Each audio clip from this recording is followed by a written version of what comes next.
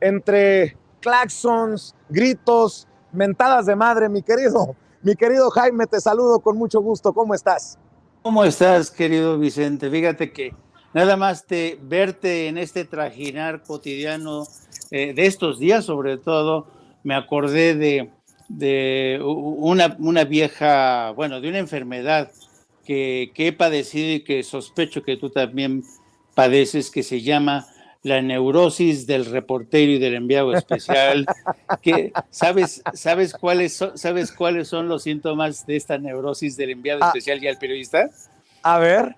Dice, a veces voy deprisa hacia ninguna parte, huyendo de mí mismo y exponiéndome a las realidades de otros. Así te veo, de arriba para abajo, exponiéndote a las realidades de otros, pero muy buen trabajo, la verdad, ¿eh? Yo no sé, la verdad, cómo aguantas este trajín. Ayer te aventaste, Dios mío, qué jornada la de ayer. Muy buena cobertura, querido Vicente.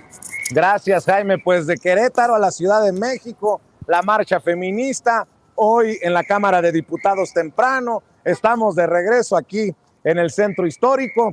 Y mi querido Jaime, la pregunta del millón, porque esto no lo ha respondido ni Margarita Zavala ni Claudio X González, pero creo que está para el análisis. ¿Por qué la oposición no quiere la revocación de mandato? Incluyamos en la oposición hasta Lorenzo Córdoba y a Ciro Murayama y a muchos analistas y a muchos comentaristas de radio y televisión.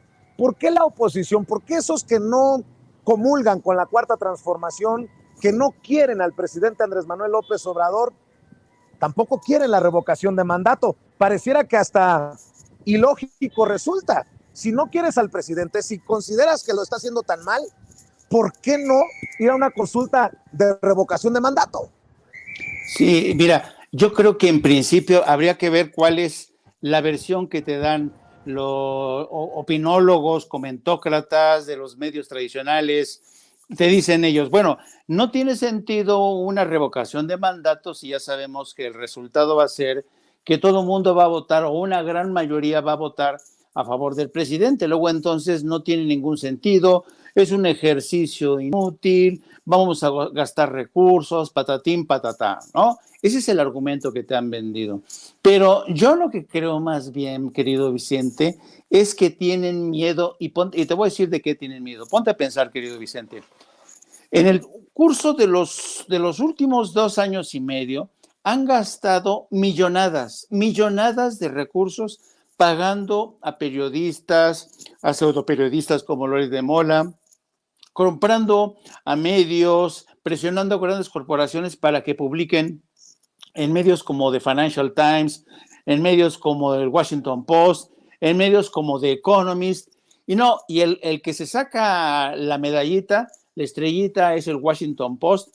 Es una retahíla de artículos hechos uno tras otro por Leoncito Krauss y Carlos Loret de Mola. Y en todos cuestionando, hablando de un presidente intolerante, hablando de un presidente que no respeta las reglas de la democracia ni de la Constitución, hablando de un presidente que es un hombre que no tolera la crítica, que se aprovecha de su púlpito presidencial para intimidar, para censurar, para atacar a los medios de comunicación. Y dicen que México, incluso, y esto lo dice la oposición, es un Estado fallido, no se respetan las libertades. Hemos visto en el curso de las últimas horas esta campaña, este intento por vendernos la historia de que la marcha de las mujeres iba a ser un desastre, ¿no? Y mira por dónde. Entonces, yo lo que creo que temen es que esta narrativa que les ha costado mucho dinero y mucho esfuerzo, de que tenemos un presidente que es un tirano, no gobierna México, está de violencia, el país está en llamas, no se corresponde con la realidad. Y entonces, el próximo 10 de abril, si la mayoría de los ciudadanos le dan su refrendo al presidente, ¿cómo vas a conciliar esta voluntad de una mayoría con la narración, con la campaña que te han mostrado toda esta gente diciendo que vivimos en un estado fallido? Y yo creo que por eso no quieren que este esfuerzo denodado que han echado, le han echado toda la carne en el asador. La gente se va a dar cuenta, incluso la opinión pública internacional que aquellos desde el Financial Times, el New York Times, el Washington Post y The Economist han cilindriado desde México diciendo no, nosotros vamos camino a Venezuela, somos un país que está al borde del cataclismo. ¿Y cómo van a explicar después de esta intensa campaña que el presidente recibió un refrendo de la mayoría? Hay vaticinios, por ejemplo, el periódico El Financiero asegura que el presidente va a ganar una relación de más de 60 y tantos % contra el 30%, y el resultado va a ser de una amplia mayoría a favor de la continuidad, por supuesto, del presidente Andrés Manuel López Obrador. Entonces, ese es el temor que tienen, es el temor que se descubra el montaje que han realizado durante los últimos 2 años y medio para presentar a este mandatario como un dictador y como a México, bajo su mandato, como un Estado fallido. Oye, mi querido Jaime, por lo que estás hablando es que es importante porque pareciera que el presidente es el único que le hace frente a esta guerra sucia. Por eso parece para muchos repetitivo, pero es importante que el presidente todas las mañanas desde el Palacio Nacional esté hablando de estos esfuerzos que han de costar mucha lana. Por ejemplo, vamos a ver y escuchar al presidente Andrés Manuel López Obrador asegurar que hay una estrategia mediática golpista de debilitamiento al gobierno y que se ponga el saco a quien le quede. Vea y escuche. Y por eso esa estrategia golpista, mediática golpista, de debilitamiento al gobierno. Afortunadamente, el pueblo de México es mucha pieza, mucha pieza. No tienes de las vallas. Bueno, este es. Sí, pero no, está bien eso que este es el metro.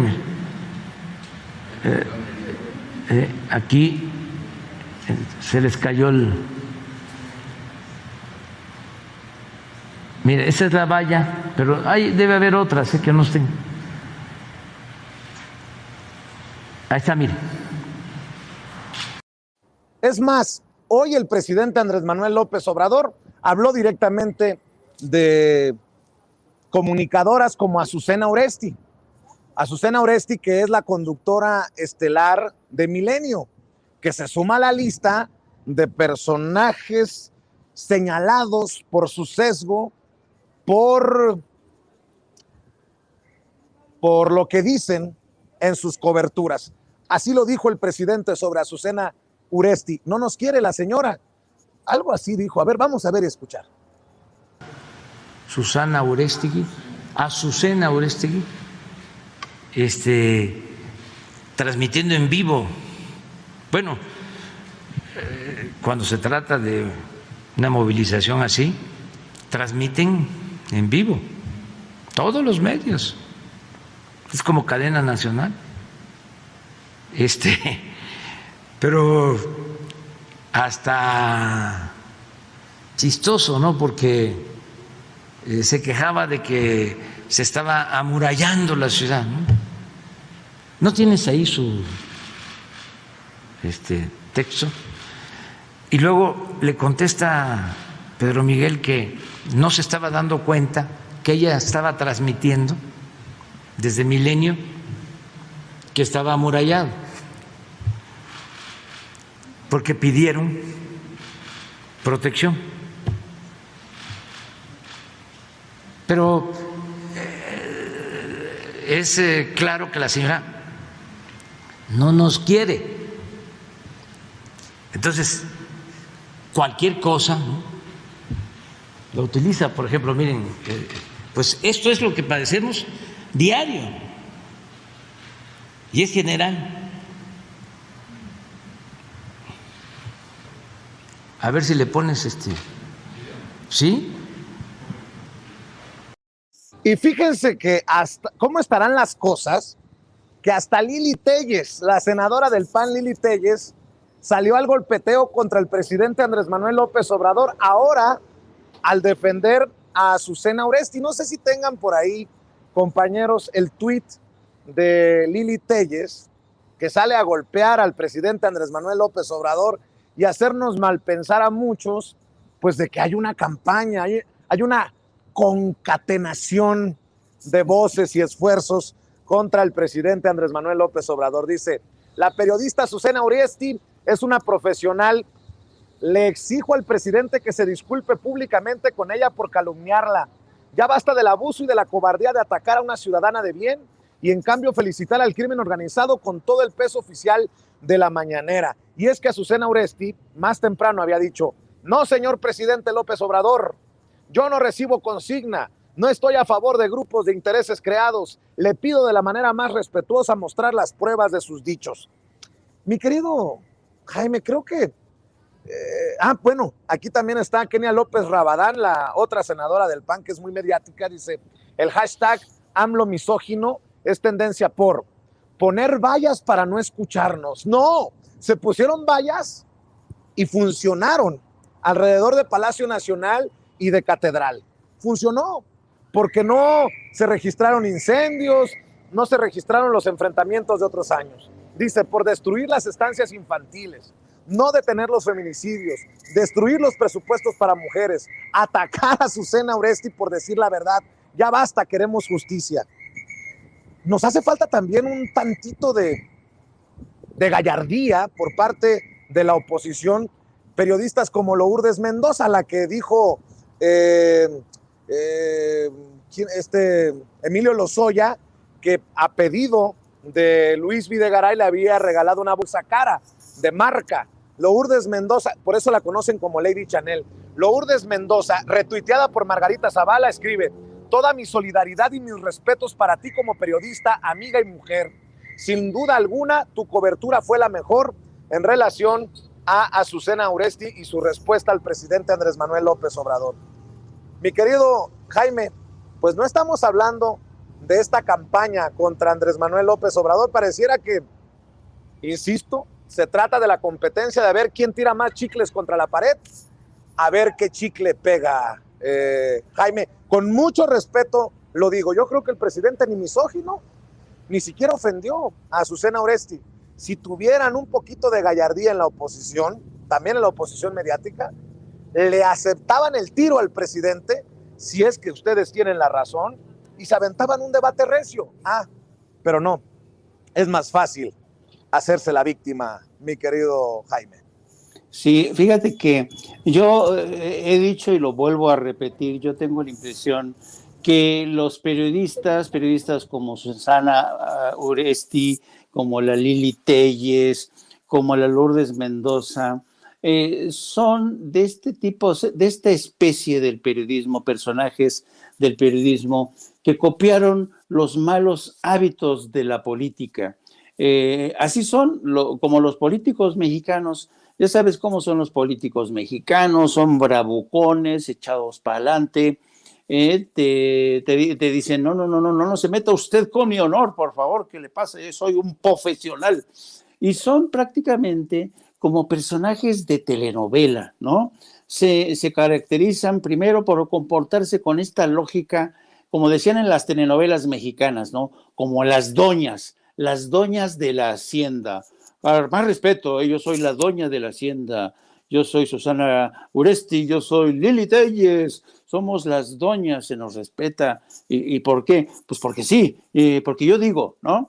Y la verdad es que a mí no me merece ningún tipo de respeto. Jaime, sobre todo, Jaime, dime. Por favor, nada más corrige, no es Susana, porque luego va a decir que eres misógino al cambiarle el nombre, es Azucena Oresti. Azucena, doña Azucenita Oresti y Lili Téllez y Lourdes Mendoza realmente pertenecen a esta generación en donde hubo una complicidad extrema del poder político con estos periodistas y luego vienen y te dicen que ellos no defienden intereses creados, que son periodistas independientes, pero se les olvida que ellos mismos crecieron, se encumbraron bajo el beneficio, ¿no? Bajo la complacencia del poder político, que ahora dicen que ellos no defienden, ¿no? Yo creo que esta generación de periodistas le ha hecho mucho daño al periodismo en México. La gente que ve a estas mujeres que se caracterizan por eso.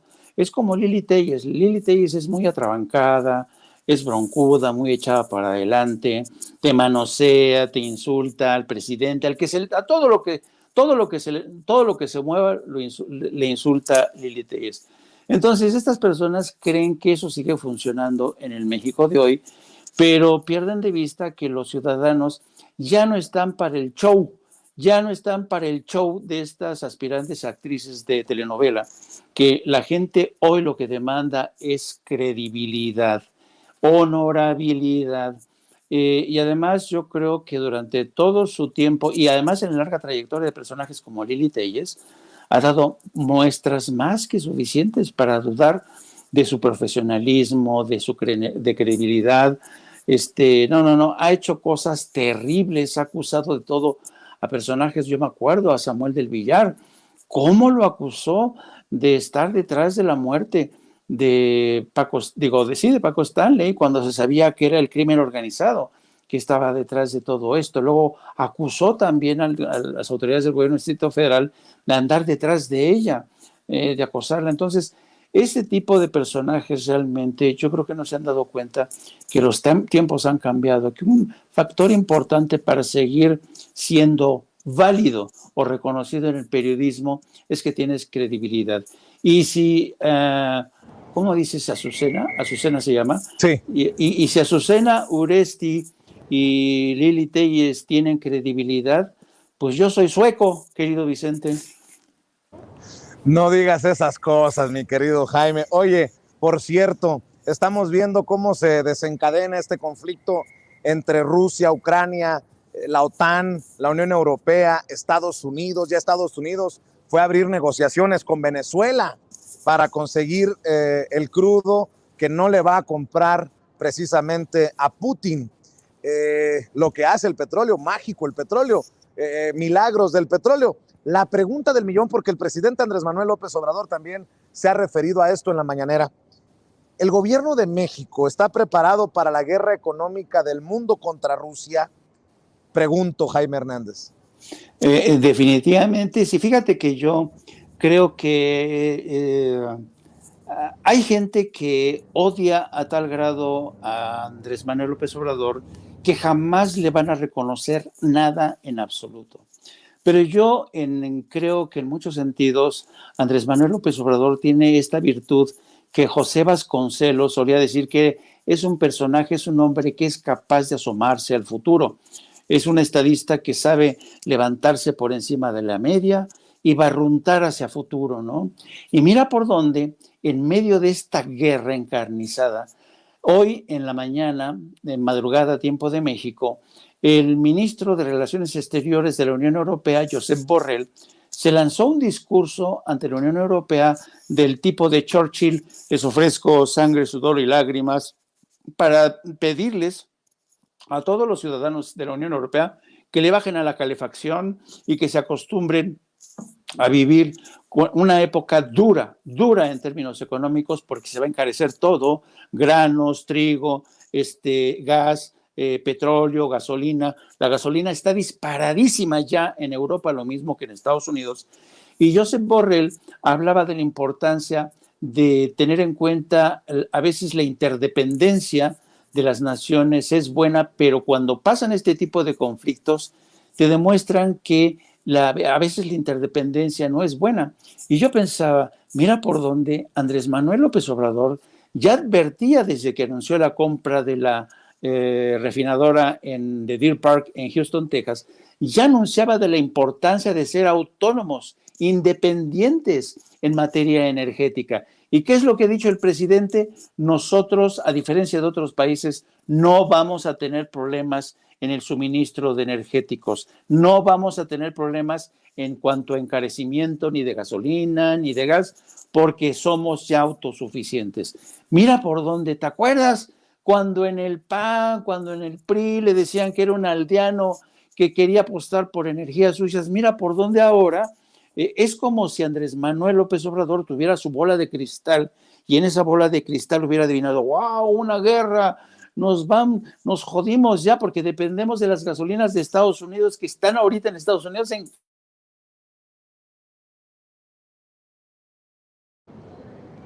Bueno, creo que perdimos la conexión con el... Ahí está, mi querido Jaime. Como si tuviera una bola de cristal, dices, el presidente Andrés Manuel López Obrador y hubiera adivinado que se venía la guerra y que el barril del petróleo iba a andar por los $115. En fin, de esto estabas hablando, mi querido Jaime Hernández.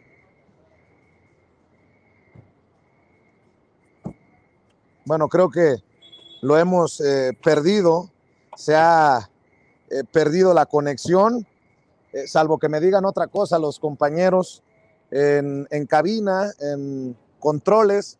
Creo que no tenemos al querido Jaime Hernández, con quien estábamos platicando sabrosamente aquí en Sin Censura. Gracias por el apoyo, muchas gracias por el apoyo. Aquí pasa la gente saludando en esta transmisión en vivo y en directo. Mi querido Jaime, nos hablabas de cómo ahora van a decir que tiene pacto con el diablo el presidente Andrés Manuel López Obrador, que anda adivinando el futuro. Como la bolita de cristal decías, se viene una guerra y le vamos a apostar a las energías, a los combustibles sucios. Así es. Y te acuerdas también, querido Vicente, que también hablábamos de cómo la Casa Blanca estaba pecando de arrogancia y de miopía al no ver que iba a enfrentar dificultades y seguía enfrentándose a México, a Cuba, a Venezuela. Mira por dónde. Ahora México resulta ser que es un interlocutor de excepción para seguir auspiciando el diálogo entre Venezuela y la oposición aquí en México, es como se desprende de los acuerdos que se alcanzaron en Caracas. Entonces, yo creo que a veces aquellos que critican al presidente por practicar una política exterior aldeanista, aldeana, o tener una política energética, mira por dónde ahora resulta ser que el único país que no va a tener problemas, o uno de los pocos países que no va a tener problemas en medio de esta guerra que es lo que está haciendo Estados Unidos contra Rusia, es una guerra brutal económica en la que sin disparar un solo tiro quiere arrodillar a Rusia. Entonces, en medio de esta situación, México va a mantenerse, el deber del presidente es salvaguardar la integridad en nuestra soberanía y sobre todo el bolsillo de todos los ciudadanos. Y yo creo que las decisiones que ha tomado y el proyecto en materia energética, en materia incluso de diplomacia exterior frente a países como Venezuela, Cuba, ha demostrado que México no estaba equivocado. México no estaba equivocado. Así es que ya entenderás por qué motivo, por qué razón la oposición anda tan enrabietada estos días. Definitivamente, mi querido Jaime Hernández, andan enrabietados. Algunos dirían rabiosos, pero luego suena muy feo y no se me vayan a sentir. Oye, Jaime, para cerrar y encaminarme a la primera mesa de diálogo de Sin Censura Nocturno, ¿qué piensas del anuncio de que Epigmenio Ibarra se incorporará como analista? No sé si te lo he preguntado, en el programa de Ciro Gómez Leiva en Radio Fórmula. Dice Ciro que no ha tenido ni presiones, ni amenazas de despido, ni nada, ni de la empresa, ni del gobierno, para taparle el hocico a hocicones como Raimundo Rivá Palacio, que ponía el ejemplo de Ciro Gómez Leiva de cómo el presidente quiere tumbar a sus críticos. Pues Ciro Gómez Leiva ha desmentido a Raimundo Rivá Palacio. Y bueno, hoy se presenta por primera vez Epigmenio Ibarra. El presidente dice que no es suficiente para generar un balance en estos medios de comunicación y en estos programas de personajes pues conocidos como golpeadores del gobierno de la Cuarta Transformación, porque estará Epigmenio el miércoles, pero ¿qué pasa después de que se vaya Epigmenio un miércoles? ¿O qué se dirá el lunes, el martes, el jueves, el viernes? Hoy Epigmenio Ibarra creo que le puso también una tunda a Ciro Y a los que piensan como Ciro, que son críticos destructivos, por decirlo de alguna manera, del gobierno de la Cuarta Transformación.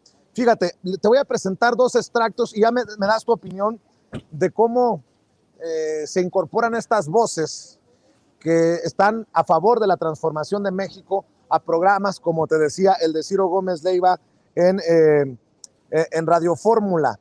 Fíjense nada más lo que dice Epigmenio Ibarra. Para empezar, abrió con fuego. Aseguró que la violencia contra el narco no sirve y madreó a Calderón y a Peña Nieto ahí en ese espacio en el que han apapachado a Felipe Calderón, en donde no le han hecho preguntas incómodas a Felipe Calderón. Ahí estuvo Epigmenio Ibarra esta mañana y esto fue lo que dijo. Toda una estrategia para sacar a las Fuerzas Armadas, a la violencia, a la guerra de la estrategia de gobierno. Y yo te decía, sin embargo, las cifras de violencia, el número de muertos por la violencia es más alto que en los peores momentos del gobierno de Peña Nieto o del gobierno de Felipe Calderón. Pero, lo que nunca se dice es que hoy el Estado, las fuerzas del Estado, no son los principales violadores de los derechos humanos como lo fueran durante los últimos 12 años. Y además hay otra cosa. Cuando tú desatas la guerra, desatas el infierno. Hay una ley que se llama de proporcionalidad de medios en la guerra. Si tú sacas un helicóptero, me obligas a mí, tu enemigo, a tener un arma antiaérea. Aunque sea un RPG-7, que no es propiamente. Si sacas un vehículo blindado, me obligas a tener una Barrett que perfore blindajes. Es una ley. Cuando emprendes una guerra, lo primero que tienes que calcular es 3 cosas del enemigo: su capacidad logística de aprovisionamiento, de armamentización, su capacidad financiera y su capacidad de reposición de bajas. Felipe Calderón era un remedo de general. Ninguna de estas 3 cosas consideró. Y resulta que entregó al país a una violencia demencial que no para cuando tú retiras tus fuerzas. ¿Por qué? Porque has dejado el país en manos de bandas criminales que eran delincuentes, pero hoy son una fuerza combativa sanguinaria y feroz. Que lo eran antes de que asumiera Felipe Calderón. No. En Nuevo Laredo, en Michoacán. Eran localizadas y su capacidad logística. No sé, pero bueno, habría que analizar caso por caso. Échate para atrás y revise los procesos de armamentización. Sí. Nuevo Laredo, 2006, Michoacán, 2005. Zonas muy limitadas, y a la hora de tomar la decisión Jalisco, de declarar la guerra, Veracruz, detonó Sinaloa, todo eso y provocó un desorden en el país. Dice el presidente que pateó el avispero. Hizo más que eso. Desató el infierno. ¿Y dónde estamos hoy, Epigmenio? Hoy estamos en la segunda mitad de este gobierno. Hoy estamos en una apuesta que no tiene que ver con la violencia. La violencia contra el narco no sirve. No sirve, no lo paras con fusiles. ¿Y entonces? Tienes que atacar las causas, no las consecuencias. Mientras atacas las causas, ve las historias que ha hecho Humberto Padgett en Zacatecas de los pueblos que se han vaciado. Anoche presentamos en la televisión el regreso con los soldados de unas personas a Sarabia, Zacatecas. Es la guerra. Llegaron a ver la destrucción, lo poco que tenían. Así es. Desecho. Así es. Y ya vamos a la mitad de este pues gobierno. Pues es que tú no puedes matar a tantas personas durante tantos años. Fueron 6 años y de este llevamos 6 y Peña Nieto. ¿Peña Nieto qué hizo? ¿Se cruzó de brazos? Y entonces Peña Nieto hizo exactamente... No. ¿Va a administrar qué? 12 años de guerra. Transforman un país y abren heridas que tardan generaciones en cerrarse. La gente piensa que la guerra fue un juego.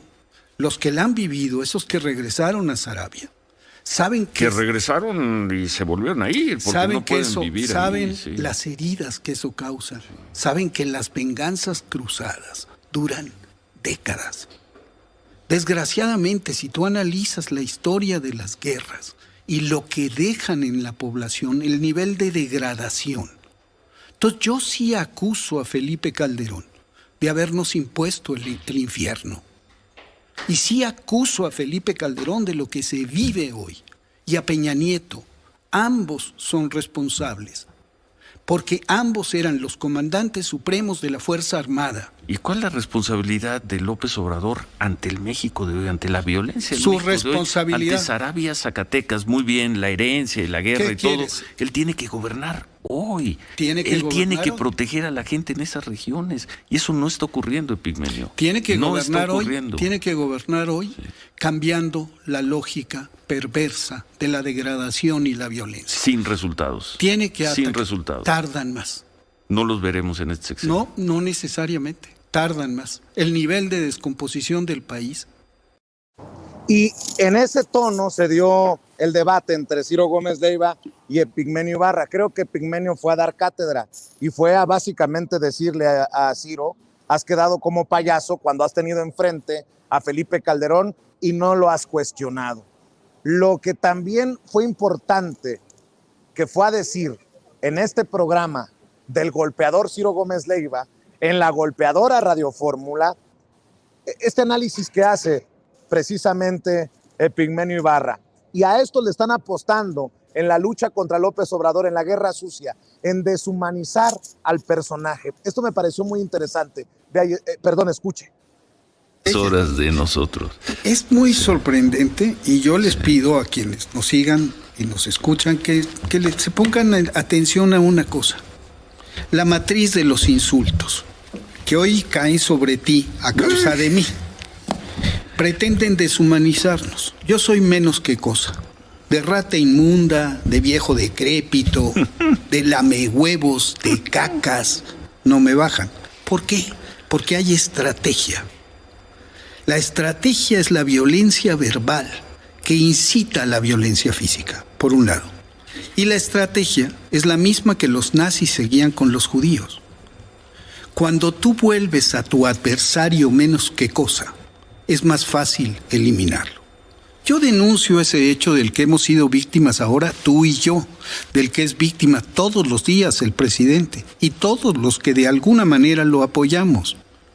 Entonces, tenemos que rescatar el valor de la palabra, considerar al otro, al que odias, al que consideras tu enemigo, un ser humano, con el que se puede debatir, con el que se puede hablar. Suena hasta cierto punto chingón la voz de Epigmenio Ibarra en estos espacios, pero yo creo que no es genuino el interés de disque pluralidad de Ciro Gómez Leiva ni de apertura de Radio Fórmula. Se están colgando del rating que les asegura una figura como Epigmenio Ibarra, pero al final esa es solamente mi opinión, es punto y aparte. Y sobre esto que decía Epigmenio Ibarra, pues por eso le han apodado, por ejemplo, ¿no?, con mucho respeto, el cacas al presidente, porque lo están buscando deshumanizar. Y ojo lo que dice Epigmenio, que después de la violencia digital, la violencia verbal, se apostaría a la violencia física. Mi querido Jaime, para cerrar, tu opinión acerca de pues esto que ha generado muchas olas, que Epigmenio Ibarra, una voz pro 4T, vaya a meterse precisamente a la cueva del lobo. Mira, yo te confieso que tengo sentimientos encontrados porque voy a ver si lo puedo articular bien mi respuesta o lo que es lo que pienso. Por un lado, una parte de mí no le hace mucha gracia que Epigmenio Ibarra vaya a codearse, por lo menos, aunque sea un día a la semana, en el programa de Ciro Gómez Leiva. ¿Por qué? Porque al igual que tú, desconfío de las intenciones reales de Ciro Gómez Leiva, y yo lo veo, este intento de invitar a Epigmenio es como un intento de taparle el ojo al macho, para que digan, ven cómo nosotros somos democráticos, somos plurales, recibimos voces que no piensan como nosotros, que nos critican, que están en la acera del frente. que es un poco el golpe de timón efímero, por cierto, que dio Carmen Aristegui cuando invitó a Pedro Miguel y a otras personas de izquierda a debatir. Al Fisgón, a debatir en su programa a propósito de historia, super reportaje que se cayó en cuestión de días, ¿no? De la Casa Gris. Entonces, esa parte de mí no le gusta mucho ese hecho, porque además es esta vieja táctica de lavar, de blanquear las reputaciones de periodistas como Ciro Gómez Leiva, poniéndolo frente a un periodista corresponsal de guerra de mucho empaque intelectual como Epigmenio Ibarra. Salúdame, ¿no?, a mi esposo. ¿Perdón? ¿Que saluden a mi esposo? No, señora, ¿qué va pasando por aquí?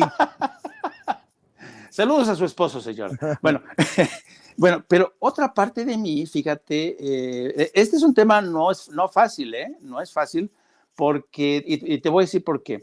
Pero por otro lado, yo creo que es buena idea que Epigmenio Ibarra acuda a hablar en un programa como en el de Ciro Gómez Leiva. ¿Por qué? Porque Epigmenio Ibarra tiene muchas virtudes, ¿no? Y una de ellas es que ha sido periodista. Mira, es un periodista que se pateó América Central, sabe lo que es la violencia, sabe lo que es el horror de la violencia, y yo creo que cuando lo estaba escuchando a este Epigmenio, me acordé de un libro magistral de Andreas Schedler que se llama En la niebla de la guerra. Bueno, durante 12 años, los que mencionaba Epigmenio, durante 12 años, los medios de comunicación y periodistas como Ciro Gómez Leiva nos sumergieron a todos en esa niebla de la guerra que nos impedía ver con claridad qué es lo que en verdad estaba pasando, ¿no? Pocas veces te asomabas a esa ventana donde podías ver el horror, las fosas comunes y todo este rollo. Y curiosamente, fíjate por dónde, Vicente, es durante la presidencia de Andrés Manuel López Obrador donde esa niebla se disipa y somos capaces de ver a través de esa ventana no el horror de hoy, que sigue estando ahí, pero ese horror que viene del pasado, ¿no? De 12 años consecutivos. Entonces, que un personaje como Epigmenio Ibarra, que es experto en desbrozar y soplar y despejar nieblas, venga y le diga en su cara, no, espérame, no, esta mierda viene desde hace mucho tiempo atrás y ustedes la callaron, ustedes contribuyeron con su silencio, y ahora se asombran y dicen, no, pues es que esta es ahora responsabilidad de Andrés Manuel López Obrador. ¿Ya no se acuerda, Ciro, todos estos años de encubrimiento en el que participaron periodistas, intelectuales, diplomáticos? Yo me acuerdo de Arturo Sarucán como embajador de México en Washington durante la presidencia de Calderón, cómo regañaba a los corresponsales extranjeros por consignar las carnicerías que había en México. Entonces, yo creo que este intento burdo de Ciro Gómez Leiva de taparle un ojo al macho, él o su patrón, pues no va a llegar a ningún lado, porque a mí ya nadie me convence del hecho de que Ciro Gómez Leiva es un farsante. Eso yo estoy seguro. Nadie me va... A mí ya se perdió la oportunidad de redimirse Ciro Gómez Leiva. En cambio, creo que de este lance Epigmenio Ibarra puede salir muy bien librado, a pesar de los insultos que le llueven. ¿Por qué? Porque su misión, ahora sí que su misión en esta cueva del lobo va a ser disipar esta niebla, y poner frente a nuestros ojos, toda la realidad horrorosa, todo ese horror que periodistas como Ciro Gómez Leiva contribuyeron a sembrar para que todos los mexicanos creyéramos que estábamos viviendo en el país de las maravillas, ¿no? Con una democracia cuasi perfecta, ¿no? Donde los casos de violencia eran casos aislados, ¿no? Donde no había riesgo de Estado fallido. Y ahora se asombran que porque asesinan a 17, ¿esto no pasaba antes? Pues claro que pasaba. Entonces, yo no sé si me he dado a entender, querido Vicente, pero creo que es complicado ver, y a mí no me gusta realmente, es como el experimento que están haciendo y han hecho el Washington Post con Carlos Loret de Mola, que lo mezclan a una manzana podrida con manzanas buenas para limpiarle la reputación a Carlos Loret de Mola. Tampoco lo va a conseguir, ¿me entiendes? Pero en el caso específico de Pigmenio es un hombre con muy robusto intelectualmente, y yo estoy seguro que va a salir bien librado. Mi querido Jaime, siempre es interesante escuchar tus opiniones y te agradezco tu paciencia. Te mando un abrazo y cerremos invitando a la gente a tu canal de YouTube para que se sigan sumando, a tus redes sociales y para que lean lo que publican en la Jornada Sin Fronteras. Así es, querido Vicente, ahí seguimos tirando del carro, tirando de la carreta, a veces como un burrito y a veces como Ulises, tratando de jalar mayor adeptos. Y para que crezca este canal no apto para cínicos, transmitimos todos los días de las 14 a las 15:30 horas, pero también nos pueden seguir a través de nuestras redes en @JaimeYourno y también a través de la sección de La Jornada Sin Fronteras, donde estamos registrando las consecuencias, el impacto de la guerra ahora mismo en Ucrania, con ya más de 2 millones de desplazados. Muchas gracias, como siempre. Otra vez, felicidades por el trabajo de ayer. Yo sé que es duro, es complicado, pero neurosis de reportero, querido amigo. Muy bien, mi querido Jaime, te mando un abrazo desde el Centro Histórico de la Ciudad de México y déjenme saludar a otros 2 amigos a quienes les tengo que ofrecer